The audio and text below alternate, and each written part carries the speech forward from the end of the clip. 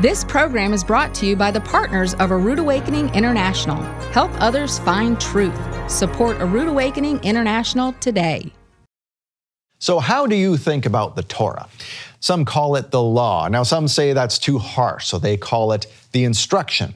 But it's more than that. The Torah, or the law, is indeed legal. It's a legally binding marriage contract, the Sinai Marriage Covenant, if you will. Joel Richardson explains tonight, because it's the end of the sixth day, the sun is set, and this is Shabbat Night Live.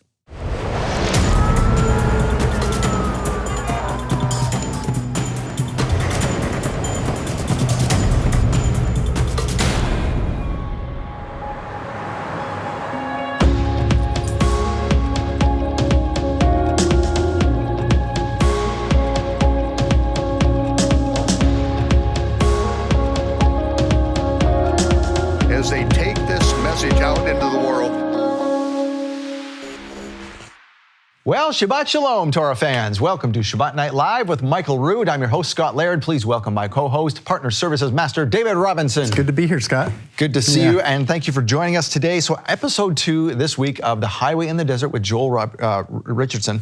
And he is talking about the marriage contract. Now, when we get married, the Ketubah, yeah, exactly. So when we get married, we sit down at the register and we sign our names, and big deal, and nobody ever remembers what's said on it. Now, you're a marriage counselor, so you saw people, before and after? Yeah, we did pre-marriage counseling, and sometimes we have post-marriage counseling, which is not a bad thing. I know a lot of people think, but if you really want to get better at something, you should have counseling or talk to friends or somebody that you can get some feedback from. Right, exactly. Otherwise, you get caught in your little bubble and you just keep spinning around in the same arguments that aren't going anywhere. And we've talked about this a lot. I mean, for me to literally know how my wife works as a person is I need to read her manual. So she needs to share with me what makes her work. Right. And I need to read it. I need to learn. I need to want to do those things. Yes, exactly. And in Jewish weddings, traditional weddings, they had the Ketubah. This is the marriage contract, and there's a Sinai Marriage Covenant, and that is the Torah. And Joel Richardson's talking about that tonight. Yeah. So let's take a look at this. In modern days, we have the wedding vows. Okay, now these are usually, I promise, until death do us part, I will put the toilet seat down, whatever it is. So the list of things that we make up, I promise to cherish you and honor you. And it's usually pretty nebulous. And obviously Torah is very specific, I won't cut the hair on the side of my head. It's all of the details of Torah, and it's a long, long list. But this is the wedding vows. Okay, now the specific term is the Ketubah. Okay, because in the Jewish wedding, you have the Ketubah. It is a legal document. It's not just a list of niceties that we confess to one another and promise to one another. It is a legally binding agreement. So Torah itself is the Ketubah, and that sounds kind of sterile, but again, within the analogy, it is the wedding vows. And so Moses reads them multiple times, and then they all say, I do. I do. All that the Lord has said, we will do. And it's a legally binding agreement, but it's also the wedding vows. And the reason I point that out is because no one says of their wedding vows, oh, what a burden. I can't believe I committed to this. It's something that's intended to be cherished. And the Lord uses these analogies for a reason. Torah is not intended to be a burden. It's intended to be an expression of love to the bridegroom. All right, so there you have it, the Sinai Covenant with Joel Richardson, and Passover's coming. Passover's coming, and yes, we have the whole list of people coming to this thing, and we've already taped the session that I'm doing this year, and that's basically a cooking show with Chef Rich, who came in, and we didn't use this stuff over here. We're talking about this is our love gift stuff, the oven mitt and things, but we did some basic recipes for Passover. So lamb, hummus, what else did we do? There's a bunch of stuff.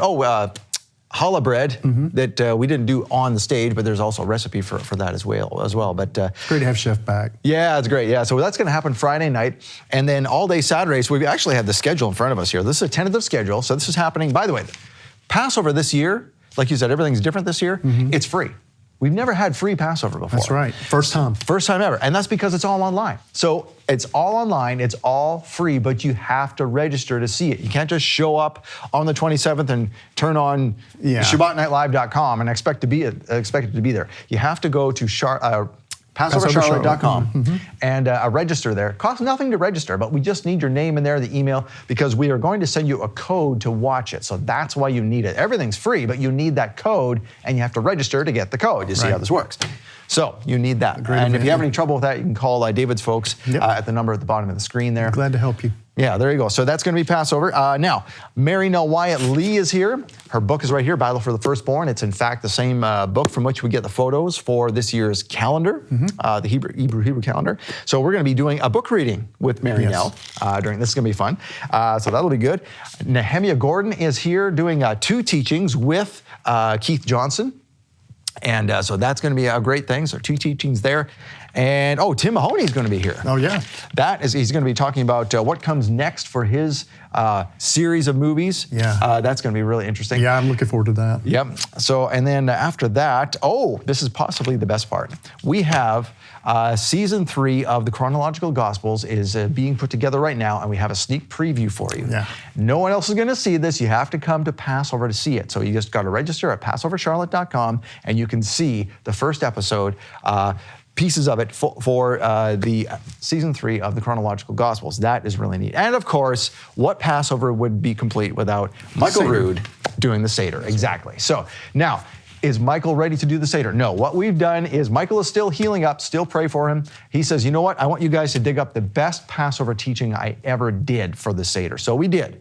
We found one from a couple of years ago. And in fact, it lines up with the way the calendar runs this year, which is really interesting. So we picked out that one. So you're going to be able to do Passover at home, just as you would as if we were at a hotel, because this one's from a couple of years ago. You'll feel like you're right there. Right. We're going to show you everything as it happened. And so you can follow along with Michael. It's his best one, in our opinion, that he ever did. So you're going to get that as well. So it's all free. PassoverCharlotte.com. Just go there, register. You'll get everything. You have to register. Okay. And I know most people are going to wait till the end. Don't wait till the end. Get everything beforehand, because you want to do that, because beforehand you're going to get all the recipes so that you can make all the Passover stuff we're talking about on the Friday before Passover, March 26th. And then most of this other stuff is happening on the 27th. But if you register now, get the recipes, because you're going to get an email with a link to download the recipes. Then you can shop for all the stuff, get it all ready. And there's also coloring pages for the kids too, if you want to do that. Send them in to us once they're colored. For Michael, he loves seeing what the kids have done. He loves the kids. Great thing. So go to PassoverCharlotte.com. And David, we'll talk about the love gift next, but I think we have a message coming up about that anyway, so we'll talk about that next time. But thank you for joining us. Yes, great to be here. All right, so coming up next, the Torah or the law is indeed legal. It's a legally binding marriage contract, the Sinai Marriage Covenant. Joel Richardson explains. Next, stay with us.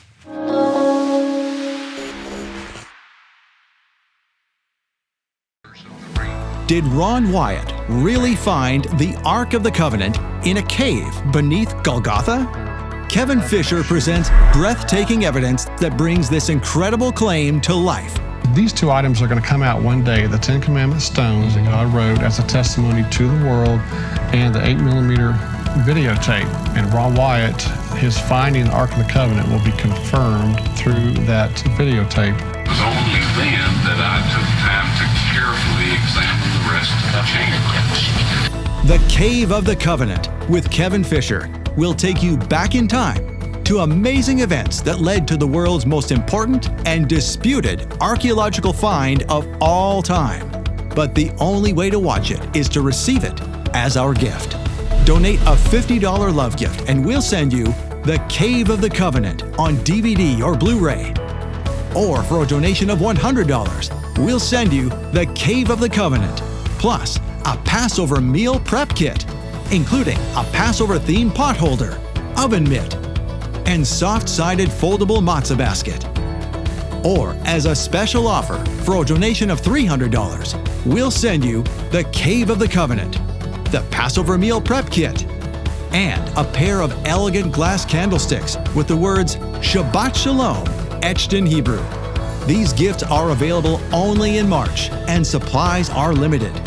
Make your donation today and receive the $50 gift, the $100 gift, or the $300 gift. Remember, this offer ends March 31st and supplies are limited. Call now to receive your gifts. 888-766-3610. That's 888-766-3610. Or get your gifts online at monthlylovegift.com. The Chronological Gospels Bible is changing lives all over the world, putting everything the Messiah did in exact chronological order and explaining the behind-the-scenes truth of what the Messiah did, when he did it, and why. The timing of it all means everything. And now, the Chronological Gospels can be easier on your eyes. The larger print edition features 40% larger type, and every page appears exactly the same as the original, so you can follow along with others who have the regular size version. The Chronological Gospels larger print edition also has wider margins to write notes, and the premium quality paper means you can highlight without soaking through. Plus, the larger print edition lies flat, so you can teach without having to hold the book open. The Chronological Gospels larger print edition is a big and beautiful coffee table book, measuring a full 12 inches tall and 9 inches wide. Study the Bible with clarity and ease. I love the size of this book. This is 9 by 12. The paper is perfect because it doesn't bleed through when I write on it. I can mark it up, and I always make notes in all my Bibles. Everything is the same place as it is on the smaller version, and I can just stand back and I can teach from it, and it's the perfect size. I pray thee, of whom speaks this prophet? Order the Chronological Gospels larger print edition by phone or online. You'll get 40% larger type than the original. Call 800-788-7887. That's 800-788-7887. Or get the Chronological Gospels Bible larger print edition online at aroodawakening.tv/large.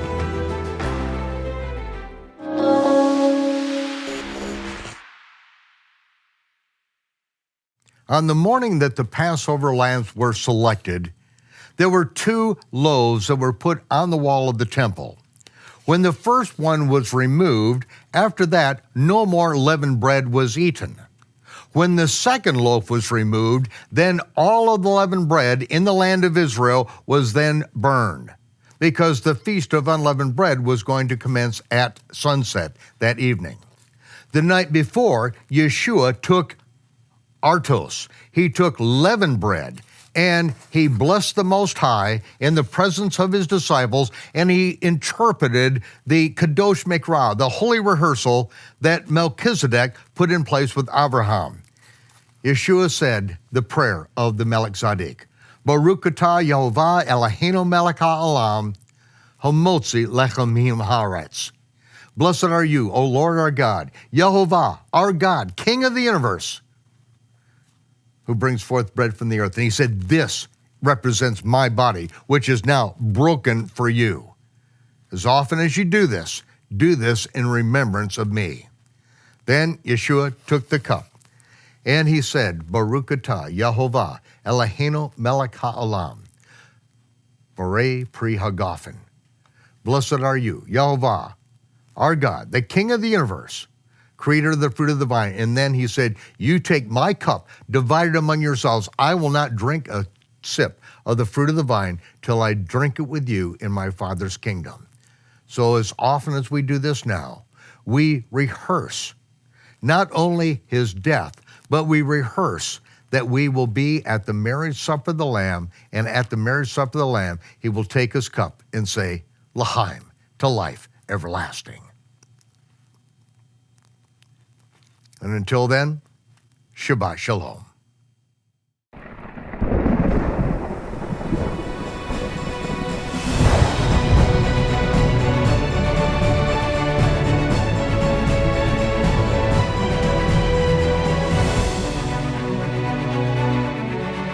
We have all heard as believers of the marriage supper of the Lamb. I think we all understand what that is. It's in Revelation. Fewer of us understand that Yeshua, that's exactly what he was talking about when he said that he must go away and come back again and receive us unto himself, so that where we are, he may be also. And that is also speaking of marriage. So where does this concept of Hebrew marriage come from? Is there a place earlier in the Bible where we maybe are not seeing the model for biblical marriage? Joel Richardson, welcome back to Shabbat Night Live. We're going to talk about biblical marriage as it relates to Sinai. But first of all, when folks hear this, Yeshua saying, I will go and come again, receive you unto myself, that's obviously a picture of a groom going away, preparing a home, bringing his newly betrothed wife to come live with him. So now, a lot of people assume that is heaven, or is that real, or what are we missing here if that's not the case? Yeah, no, that's actually a great question. So interestingly enough, I don't hold to the pre-tribulational rapture. I know that you don't as well, and I know Michael Rood doesn't. But what's commonly believed in the Christian church is that when Jesus said, I'm going away to prepare a place for you, because in my Father's house are, the King James says, many mansions. Hebrew is better to say, in my Father's house are many spaces or many rooms. Interestingly, at least from my reading, is when I hear my Father's house, how is that used elsewhere in the New Testament? He says, my Father's house shall be a house of prayer. When Jesus refers to the Father's house, my Father's house, he's talking about the temple. Don't make my Father's house a den of thieves, for example, when he goes through with the whip. Exactly. The money changers. Exactly.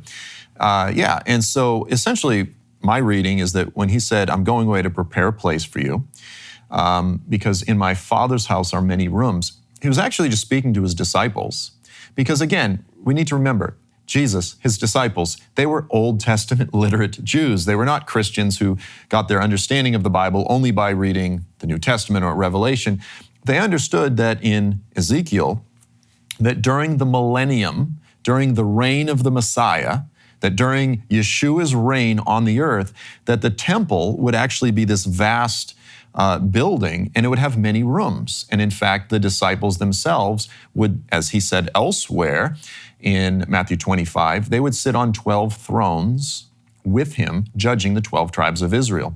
So essentially what he was saying is, he says, look, I'm going away, prepare a place, I'm coming back for you, because in the temple where I will sit enthroned as the Son of David, as the King of Israel, there's many rooms, and you will actually rule the tribes of Israel with me. So it's actually quite a spin, quite a different take on, I think, the popular Christian interpretation. We need a bit more of the Old Testament backstory. Indeed, that backstory gives the backbone, if you will, to everything, because a lot of these things are, Revelation can look like pie in the sky if we don't go back to the Torah and see where this comes from. So now going back to this marriage concept, where Yeshua talks about, even with accepting Yeshua, if you accept Yeshua, that is a marriage proposal. Will you be my bride? Yes, I will be your bride. Okay, well, I'm going to go away and come back again. Until then, you behave yourself because we're engaged, essentially is what he's saying. And if it doesn't go well, we may have to reevaluate when I come back. And so that's what people don't understand, that our whole lives as Christians is a time of being betrothed. We're not married yet. When we are born again, we're not born again yet. We're born again at the resurrection, all that type of thing. This is a waiting period, just like when you are engaged to be married, it's a waiting period, and everybody's got to be on their best behavior until the wedding's done. Okay, now it's sealed. So now where do we get this from? Are there examples in the Old Testament maybe that we are missing where Yeshua is getting this from? Because Yeshua doesn't just pull things out of the sky. He pulls things from his word. He is the living word. So where is Yeshua getting this from? Yeah, so I just, for what it's worth, I just finished up a book called Sinai to Zion. And I love the subtitle. It's The Untold Story of the Triumphant Return of Jesus. Okay. Before we move on to that, where can people get this? Where was the best place to get your book? So I actually, right now, I only have it available on my website, which is joelstrumpet.com. Okay. So you can actually get the Kindle version on Amazon. And for what it's worth, let me just say this, I also give away the PDF file for free on my website as well. Oh, terrific. So I've got a link, free resources, all my books, all my material I give away for free. But if you like the actual hardcover book, which I do, when the lights go out and the end times are here, I want my books. But if you want an actual hardcover, you can get it through joelstrumpet.com through the store. Okay, very good. I just want to make sure of that because folks who support Shabbat Night Live, they also want to support folks who are on the show, including you. So we want to make sure that people get an opportunity to support you. So anyway, go ahead. Sorry, you were saying. So I've been working through this theme for the past couple years. I've never taken this long to write a book. This was the most amazing study that I've ever really engaged in. And so the first part of the book, I deal with this theme of the covenant at Mount Sinai, the Sinaitic covenant, the Mosaic covenant, and I show how clearly it is intended by God to be viewed and understood, not only the covenant at Sinai, but the entire Exodus as a romance, and the covenant at Sinai is a betrothal ceremony. This is how the biblical prophets understood it. This is why the prophets say, Israel, your maker is your husband, and you are your maker's bride. You are YeHoVaH's bride, okay? So this is well understood by the biblical prophets, but I take the whole first section of the book to deal with the specific elements and the themes that are embedded in the text and in the covenant that reveal that it is indeed a marriage or a betrothal ceremony. Okay, now you've told me before that this is broken into 3 parts. Yep. So what are those 3 parts, and let's expound on each one of those. Okay, so essentially the first part of the book, okay, is where I deal with the covenant at Sinai, and I show that it's a betrothal or marriage ceremony. Part 2 is where I deal with the curses of the covenant, the stipulations of the covenant, and how that will lead to the coming time of Jacob's trouble, of the Great Tribulation, and Israel's ultimate salvation. And then in part 3, I deal exclusively with the return of Jesus. And I show how the coming of the Messiah throughout the Bible is framed and understood as the second or the greater Exodus. It's the ultimate Exodus that is it's a repeat, if you will, of the first Exodus. Okay, so in part 1 of the book, this is where I deal with all these themes, and it really begins, for what it's worth, where any romance begins with a courting process, and I actually call the chapter YeHoVaH Flexes. A lot of people don't like that. They go, that's a little crass. You're kind of but look, the bottom line is any courting process, I ask young men, I say, if you're interested in a young girl, what is the first thing you do? And the smart guys will say, I ask the father for permission. I say, nonsense.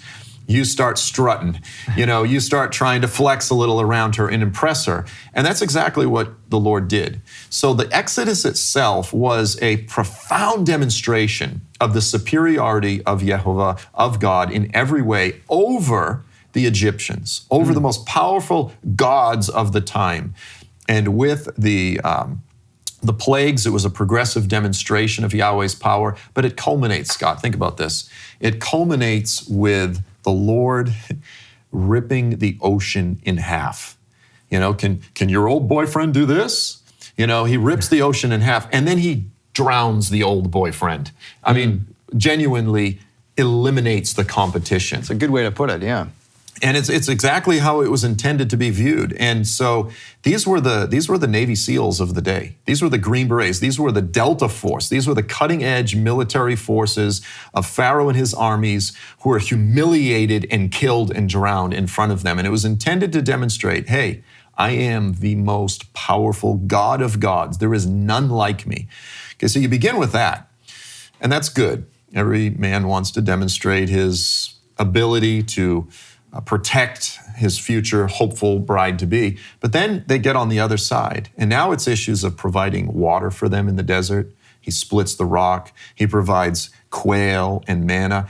Now it's, in their thirst, in their hunger, he's providing for them. And he's demonstrating his ability to be a provider, to be the compassionate one. He's not just all flexing. He's also the compassionate God. So that's the courting process. And then that culminates with what I call the proposal, which it really is. And so Moses comes to them and he says, now listen, here's the proposal from YeHoVaH. He says, if you will obey all of my commandments, if you do all of these things, then you will be. He says, all the nations, all the Gentiles, they're all belong to me. He says, but you alone will be my segula, my prized possession, my most treasured possession. Like you alone will be special to me. It's a very special word. And they say, we do. I do. And so that really is the proposal. And then it ultimately moves on to Sinai. Okay, so is that maybe, I'm thinking of all examples in the Bible here where this kind of correlates. So is that sort of like Abraham with Sarai as his, or Abram and Sarai? Sarai's his special one, but he has others like Hagar and whoever else, and but she's the one. Is it sort of like that, or am I off base there? Yeah, to a degree. I mean, within the analogy, and we need to remember, the Lord is a God of object lessons, and he uses analogies to communicate things to us. And he's using the imagery of, not as a polygamist. Didn't mean it like that. I just mean, examples we see in the Bible of with the other nations versus this special nation. He's essentially saying, I own everything. Okay. So they're all mine. He says, but I'm calling you alone to be a very, very special. The term segula, it's like a king's prized possession. But, so the Lord uses at times a father-children analogy. Mm-hmm. Now, obviously, that doesn't mix with the husband-bride analogy. How can we be both? Well, again, don't get caught up on analogies. The purpose is intended, the purpose is to communicate something which is the reality. And he says this many times throughout the Exodus. I will be your God. You will be my people. It's intended, the analogies are intended to communicate intimacy. Husband and a bride, father and his children, intimacy. But the ultimate reality is, I will be your God, you will be my people. And that's what it's all leading to. The Gentiles, the nations, they have other gods. Some may choose to worship him, some may not. But you alone I am calling. Because Israel is essentially, let's view it this way. God loves all the nations. He loves all the nations. But why does he choose Israel? Israel becomes the launching pad. Israel becomes the springboard, the foundation whereby he will communicate his reality and his ownership over the nations to all the nations. But he just calls a guy, Abram. Leave behind your family, your hometown, move over here, and then I'm going to turn him into a family, into a nation, into a people, into a holy womb, whereby he brings forth Yeshua. And so you could say God so loved the world that he chose Israel, because that's exactly how he did it. And that's offensive to Gentiles, but that's the way that the Lord has chosen to do it. Well, it's not unlike what Yeshua, because Yeshua reiterates everything in the Torah. Yeah. And when he chose his disciples, he made a distinction even there, like you said, between there's bride and whomever else. But he said, "You will be my friend," versus servant. Yeah. Even there's a distinction. Again, that intimacy that you're speaking of. Yeah, absolutely. So where do we go from there? So there's the proposal. What comes next? So they actually get to the mountain, and this is the great towering mountain in the story of redemption. Again, Christians tend to kind of just view the covenant at Mount Sinai as a series of stories, but this is the biggie. This is the towering, looming mountain at the beginning of everything. The prophets are just pointing back to Sinai, pointing back to the covenant. And everything happens here. God shows up. I mean, there's so much unique elements to the story. But of course, the cloud has been leading them through the desert the whole time. It's a pillar. But what's interesting is that it's not just a pillar. It's not just this singular columnic entity. It actually gives them shade during the day. So you think how many people there were. So it actually is almost like a mushroom. It's a pillar that then has a wide or broad top because it followed them, but it also gave them shade. So maybe it took different forms, or maybe it had the form of, as I said, kind of a mushroom. But it led them. They understood this was the unique manifestation of the Lord's presence. But as it gets to the mountain, it covers the mountain. Now, the conspicuous feature of any Jewish wedding is the chuppah. Okay? Yes. The canopy. Yeah, explain what that is, because maybe people have not seen what a Jewish wedding is before. Yeah, so, I mean, sometimes we have them in Christian weddings as a cute design feature, but in every Jewish wedding you have the canopy, and the bride and the groom stand under the canopy. Well, what's interesting is that at Mount Sinai, on the mountain, the Lord covered the mountain. So this mushroom-shaped pillar, so to speak, it settled on the mountain in the form, and it's as though God himself provided the chuppah. Okay, now you go, well, Joel, are you reading too much into that? No, because in Isaiah chapter 2, Isaiah uses that imagery. He says, for on Mount Zion, on this mountain in that day, again, in the age of the Messiah, he says, I will cover Mount Zion with a cloud by day and a fire by night. And he says, and over all the vicinity of the temple, there will be a Hebrew word, Chuppah. Okay, so Isaiah was looking back to Sinai and applying what took place back at Sinai and applying it to the Messianic age, now applying it to Zion. And he says there will be this perpetual Chuppah. So it's as though the millennium, the reign of the Messiah, is kicked off with a wedding feast, but it's as though the wedding ceremony itself is extended throughout the entirety of the millennium, because there will be this perpetual cloud by day, fire by night. And so that's intended to, again, reflect Sinai. So you've got the Chuppah. Then Torah itself. Of course, this is the most prominent feature of the covenant. And in modern days, we have the wedding vows. Okay, now these are usually, I promise until death do us part, I will put the toilet seat down, whatever it is. So the list of things that we make up, I promise to cherish you and honor you. And it's usually pretty nebulous. And obviously Torah is very specific, I won't cut the hair on the side of my, it's all of the details of Torah, and it's a long, long list. But this is the wedding vows. Okay, now the specific term is the Ketubah. Okay, because in the Jewish wedding, you have the Ketubah. It is a legal document. It's not just a list of niceties that we confess to one another and promise to one another. It is a legally binding agreement. So Torah itself is the Ketubah, and that sounds kind of sterile, but again, within the analogy, it is the wedding vows. And so Moses reads them multiple times, and then they all say, I do.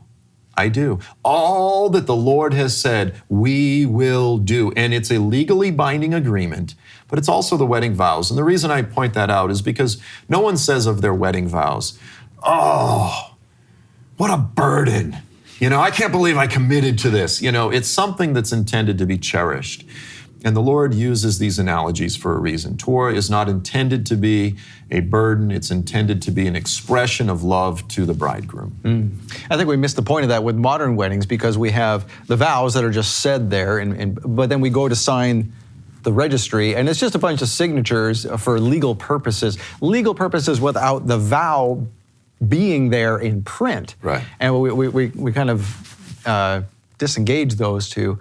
Wow, that is amazing. One thing I thought of when you were explaining the Chuppah was the sacrifices that are continual, day and night, all day long. And it's almost like YeHoVaH instituted that partly as a reminder. The smoke is continually going up as a reminder that I will cover you. Just as these sacrifices will cover you to a certain extent, I am covering you, as I did at Mount Sinai.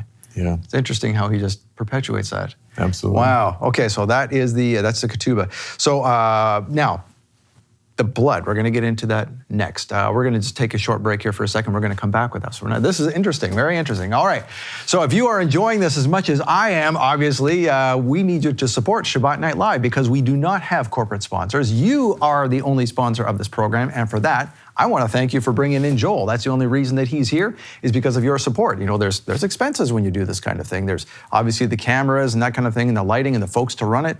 But there's also, Joel had to fly here. We had to put him up in a hotel. These are all very real expenses that have, real funds that need to be supported in order for this thing to happen. So we want to thank you for that. We want to thank you for listening to YeHoVaH, whatever he puts on your heart. And we're going to give you a couple of minutes just to think about that, pray about that, and we want to thank you in advance.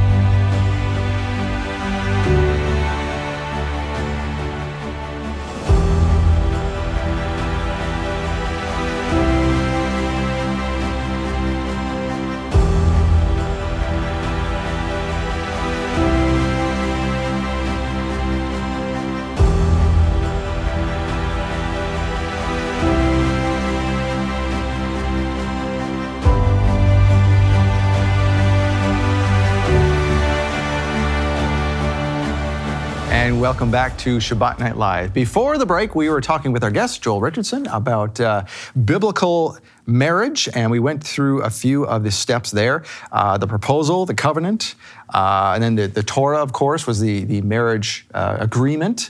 And now we're getting into the ratification of that agreement. And we were talking about how blood is involved here. And I thought of biblical weddings when the newly married bride and groom went into the tent. Traditionally, they would come out with blood on the sheet to prove that she was a virgin, and they are now one.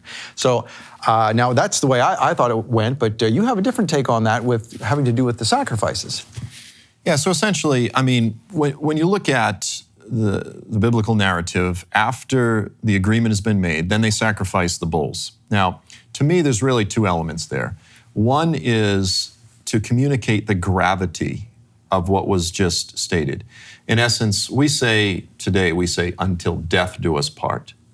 And so really within Torah, it was not simply that we agree to do these things until our death. It was also, and if we break these things, the penalty is death. And so to violate Torah, the penalty is death. And so there's, again, a graphic demonstration. When you're slaughtering animals, it's to understand the gravity of sin. Most modern Western, some people have skinned deer, not many people have slaughtered a bull or a cow, but it's a graphic, gory thing that, it impacts you to kill a large mammal. And yet this is what they did on a pretty regular basis. And it's a reminder, it tattoos your brain, so to speak. You're reminded of the gravity of sin and what it means to break the covenant. So yeah, you have the slaughtering of the bulls. And of course, but then also, it's like, when we take communion, it's an acknowledgement that guilt, the blood is on my hands, but also it's his blood that washes me as well. And so there's kind of that understanding that, again, with any covenant, the life is in the blood. And of course, we see it. We see the shedding of the blood with the Abrahamic covenant, and then later, thank God, we see it with the new covenant, right? The shedding of the blood of Yeshua is the only way that we can enter. It's by what he did. And really, YeHoVaH wants us to understand, like you said, the gravity of that. We think of the Old Testament where the animal was split into two and having to walk through the pieces and basically wade through the blood and get it on you, I would assume. And really understand, hey, the blood is literally on your hands or on your feet or both. That this is a serious thing. All right, so we have that, but then comes the good part, the marriage supper. Yeah, and so we talked about this in one of the previous programs, but the covenant was ratified not only with the shedding of blood, but like any good marriage, it was ratified with a marriage supper. And so in Exodus 32, we see this where it says, then Moses and Aaron, Nadab and Abihu, and the 70 elders of Israel, they go up on the mountain. And it's really neat. We looked at some pictures actually in the last episode. They go up on the mountain and they eat a feast. It says, they saw God and they ate and drank. And it's easy to miss. You just go, okay, well, they ate and drank. But this was, again, the sealing of the deal. And this was pretty common with ancient covenants to seal it with a feast. But as we've talked about, this is the biblical foundation for the marriage supper of the Lamb. Because in the ultimate sense, sometimes in my book I say that Sinai was a marriage covenant. But to be most specific and technical, it was a betrothal ceremony. Again, in modern times, we don't quite understand biblical betrothal versus marriage. Betrothal it's not like when you get engaged, okay? If we get engaged in modern times, it's just a verbal agreement. Betrothal was a legal agreement. You're essentially married. You just haven't joined all of your stuff together. You haven't moved in together, and you haven't consummated the marriage. So it's not ratified yet, as it were. Right. But it was, they were betrothed. Okay, so Israel's betrothed to YeHoVaH, to their God. But the marriage supper of the Lamb, that is the sealing of the deal. That is and there's a lot of debate, discussion within, again, the believing community. Is it a new covenant? Is it a renewed covenant? It's both. Because it is a new covenant. The scriptures clearly say it is a new covenant, but it is also a renewed covenant in that it is a renewal, in essence, of Mount Sinai. The marriage supper of the Lamb is a renewal of Israel's commitment and then again, all of us who are Gentiles, who are part of that, who are grafted in. So that's really the biblical foundation for the marriage supper. But then here's I'd say the final component of all this, which is the marriage certificate. In modern times, again, we see it in weddings. After all is said and done, the minister, the bride and groom, they sign the marriage certificate. But as you said, it's often detached from the agreement itself, the wedding vows. Well, not so with the tablets. Okay, so now the first tablets, when we read the story of the Exodus, was carved by the very finger of God. God himself listed the 10 commandments, which were just a summary of the essence of Torah that represents all of Torah, of course. Later, Jesus would kind of refine it even more so and say, all of Torah hinges on love God, love your neighbor. He says this kind of everything hinges on this. But the 10 commandments were essentially a summation of Torah. And then, of course, Moses comes down. There's the whole golden calf thing happens. He breaks the tablets. Deal is off. The wedding is off. Because in the middle of the wedding, they were engaged in cheating on their husband with a cow god from Egypt, for all intents and purposes. The deal is off. Then Moses intercedes, and the Lord makes the covenant anew. And then Moses himself now carves the new marriage certificate.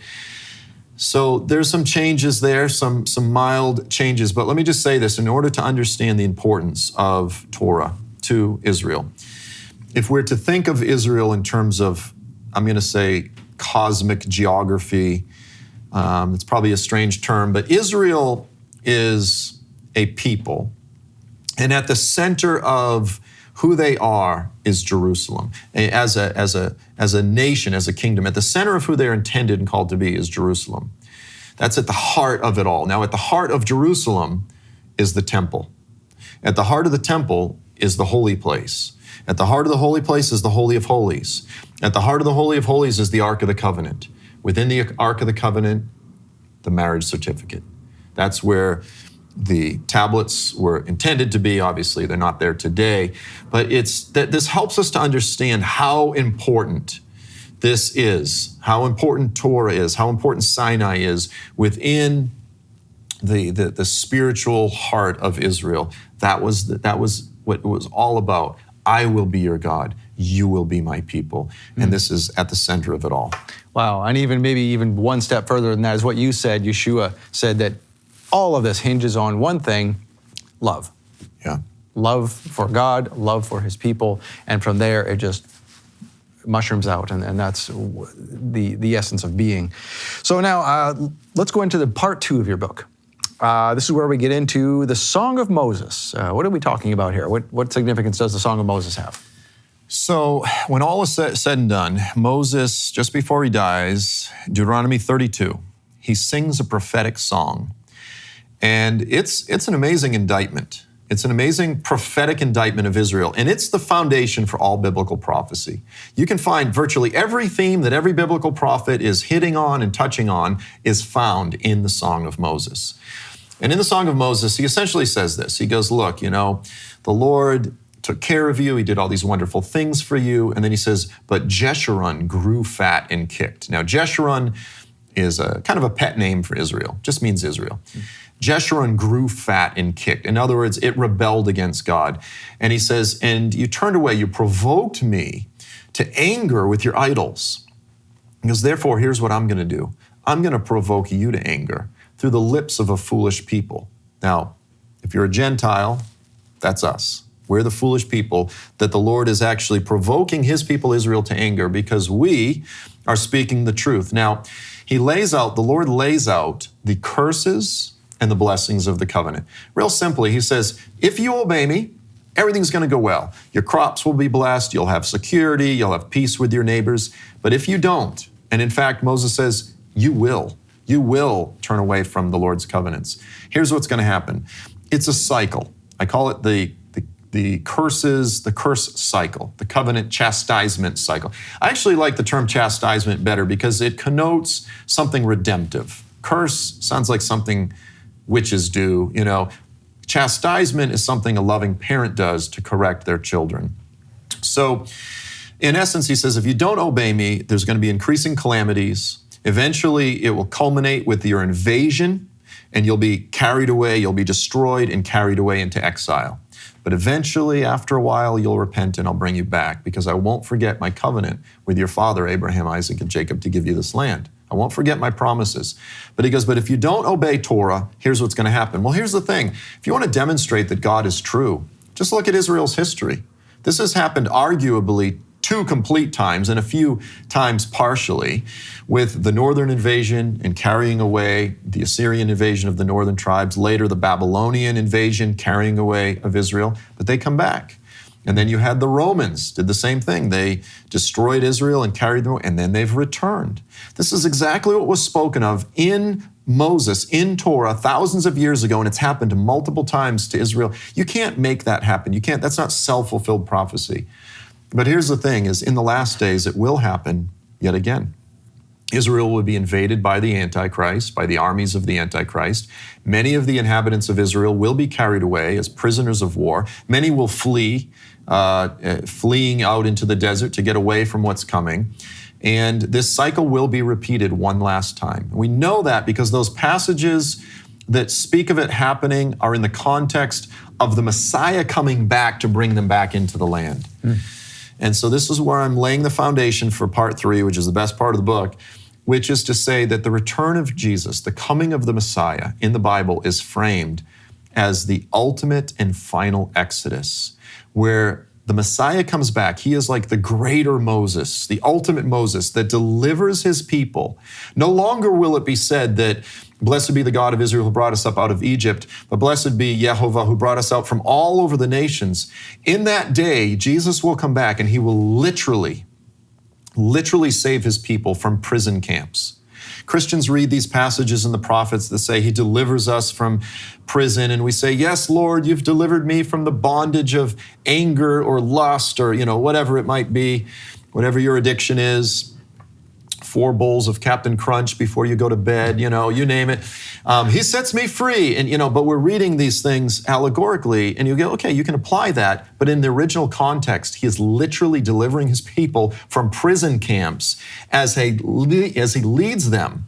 As he led them in the Exodus, the pillar of cloud leading them through the desert, Yeshua himself on the ground with hands and feet, the God-man, will lead his people from Sinai up to Zion in this magnificent procession through the desert. And so then, of course, what happens when they get to Zion? The marriage supper, the enthronement of the king on Mount Zion and the marriage supper. And so the entire Exodus itself was a foreshadow. It was a prefigurement. It was a picture of the ultimate Exodus that is yet to come, except this one culminates with all of Israel being saved, all of Israel finally and forever being his people. I will be your God and you will be my people, and everything will be consummated. Do you think that what happened in World War II with the Jews, of course, being carried away and being in prison camps, literally, do you think that YeHoVaH allowed that as a bit of a foreshadowing to give us a modern perspective of what Revelation was going to be, so that we didn't have to depend just on what happened thousands of years ago? Was that sort of an interim hint or prophetic event, if you will, to foreshadow what's coming? Well, absolutely, and it's very recent. I mean, in terms of modern history, that was yesterday. And it's a demonstration of Christianity's failure to be who we're called to be, to stand with his people. It was a demonstration of the barbarity of modern man and what anti-Semitism can lead to. But ultimately, it was the fulfillment of exactly what the prophets said would happen, exactly what Moses said would happen. Because remember, this happened while they were in exile. They were not back in the land. They were in exile among the Gentiles because Moses said, and when you are in exile, you will be wiped out and very few of you will be left. You think of the numbers of European Jewry and how much it was reduced. And then even after the Holocaust, after World War II, they continued to be eliminated. And it resulted in them ultimately going back to the land of Israel. Not all, but many coming back. And it sort of forced the return, if you will, in many ways. But it was absolutely the painful fulfillment of prophecy. And here's probably the most painful element of all this. The Lord said he would use this so that they would turn back to him. But ultimately, what was the cry that came out of the Jewish nation after the Holocaust? It was not, we repent, you are our God, you alone are our God. It was, never again.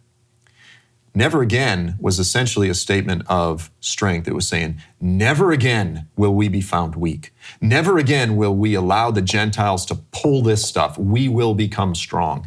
It was not really a statement of brokenness before the Lord. It was actually, amazingly, it was a statement of strength. But with what is coming, in the Song of Moses, Moses says, the Lord says, I will bring you to the end of your strength. I will bring you to the end of your strength, and then I will say this, where are your gods now?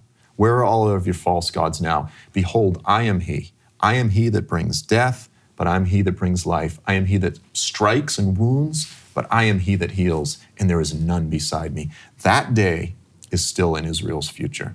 So basically, because they came back to Israel, as we're seeing in the last, very, very recently, last couple of decades, yet there was this pride, they're going to be, Israel itself is going to be broken again, is what we're saying. Come to the end of their strength. And this is, again, this is heavy stuff, especially for a Gentile who has not had his family slaughtered, right? So I understand but this is Moses. This is not a Gentile saying things that could be interpreted as anti-Semitic. These are the words of Moses himself, explaining exactly what would happen. And again, this is unarguably, this was the declaration of the Jewish people after the Holocaust. Never again. It was not a statement of brokenness. It was a statement of, we will rebuild. We will never allow this to happen again. We will become strong. Never will we allow ourselves to be vulnerable. We will build. We will be strong. And the Lord is actually going to break them yet again in the future. I find it almost chilling, and I wonder how much of our audience was chilled when you said we will rebuild, because even in the United States, when did we hear that? After 9/11. Did we repent and turn back to God? No, we got proud like Israel did and said, we're going to be strong. We're not going to let this happen again. Go ahead and try.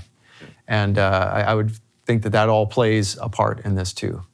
It's understandable. It's understandable, but yet from the Lord's perspective, ultimately it's not acceptable. Amazing. And what else I find amazing, we've talked previously how the sites of the Sinai Covenant have been protected by who appear to be Israel's enemies. And who has the greatest preservation of the Holocaust? It's in Germany. They've kept these places. They're open to the public.